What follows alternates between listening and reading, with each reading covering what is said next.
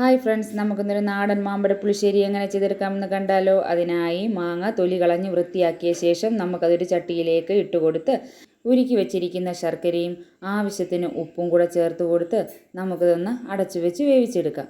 ഇത് നല്ലതുപോലെ വേവുന്ന സമയത്തിന് നമുക്ക് അരപ്പ് തയ്യാറാക്കിയെടുക്കാം. തേങ്ങ, ജീരകം, മഞ്ഞൾപ്പൊടി, 2 പച്ചമുളകും കൂടെ ചേർത്ത് കൊടുത്ത് നന്നായിട്ടൊന്ന് അരച്ചെടുത്തിട്ട് വരാം.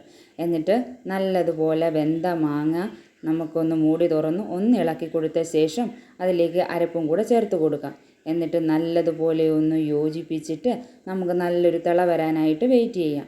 നല്ലതുപോലെ ഒന്ന് തിളച്ച് കുറുകി വരുമ്പോൾ നമുക്കതിലേക്ക് നല്ലതുപോലെ ഉടച്ച തൈരും കൂടെ ചേർത്ത് കൊടുത്ത് നല്ലതുപോലെ ഒന്ന് മിക്സ് ചെയ്ത് അതിലേക്ക് ഒരല്പം ഉലുവാപ്പൊടിയും കൂടെ ചേർത്ത് കൊടുത്ത് ഒന്ന് ചൂടായി കഴിഞ്ഞാൽ നമുക്ക് ഫ്ലെയിം ഓഫ് ആക്കാം. എന്നിട്ട് നെയ്യിൽ കടുവും കൂടെ താളിച്ചു കൊടുത്തു കഴിഞ്ഞാൽ നമ്മുടെ മാമ്പഴ പുളിശ്ശേരി ഇവിടെ തയ്യാറായി കഴിഞ്ഞിരിക്കുന്നു.